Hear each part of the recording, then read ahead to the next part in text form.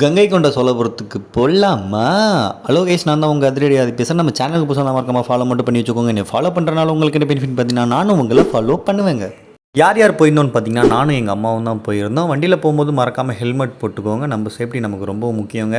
நம்ம வீட்டிலேருந்து இந்த கோயிலுக்கு கரெக்டாக 50 கிலோமீட்டர். கோயிலுக்கு வெளியே ஒரே கல்லால் செஞ்ச சிலை ஒன்று இருக்கும். பார்க்குறதுக்கே சூப்பராக இருக்கும். உள்ளே போனோடனே நீட்டாக தங்க கலரில் ஒன்று இருந்துச்சு. இது பேர் எனக்கு தெரியல, சாரி. அதுக்கப்புறம் அது பக்கத்துலேயே ஒரு நந்தி சிலை இருந்துச்சு பெருசாக. பார்க்குறதுக்கே ரொம்பவுமே சூப்பராக இருந்துச்சு. நாங்கள் போயிருந்த டைம் கோயில் நட சாத்தி வச்சுருந்தாங்க. இந்த போர்டில் இருக்க டைம் பார்த்து போங்க. எங்களை மாதிரி போயிட்டு அசிங்கப்படாதீங்க. இந்த கிணறு இருக்குது பார்த்தீங்களா, இந்த கிணத்துக்குள்ளே எல்லாருமே காசு போடுவாங்க. அது ஏன் போடுவாங்கன்னு எனக்கு தெரியாது. உங்களுக்கு தெரிஞ்சால் மறக்காமல் கமெண்ட் பாக்ஸில் சொல்லிட்டு போங்க. இதுக்கு முன்னாடி நான் இந்த கோயிலுக்கு வந்திருக்கேன். கோயிலுக்குள்ளே என்ன சிலை இருக்குன்னு பார்த்தீங்கன்னா சிவலிங்கம் தான் இருக்கும். எனக்கு இந்த கோயில் லெசனாகவும் வந்திருக்கு. நான் படிச்சிருக்கேன் இதை பற்றி. ஏன்னா நானே ஒரு ஹிஸ்ட்ரி ஸ்டூடெண்ட், அதனால சொல்கிறேன். ஆனால் இப்போ எல்லாம் மறந்து போச்சு. இந்த கோயிலானது பார்த்தீங்கன்னா ராஜேந்திர சோழனால் கட்டப்பட்டதுங்க. கிபி 1023லேருந்து 25க்குள்ளே கட்டி முடித்ததாக ஹிஸ்ட்ரியில் போட்டிருக்கு. அதுக்கப்புறம் பார்த்தீங்கன்னா கங்கை நதி வெற்றியின் சின்னமாக தான் இது கட்டப்பட்டதாக எங்கள் புக்கில் போட்டிருக்கு.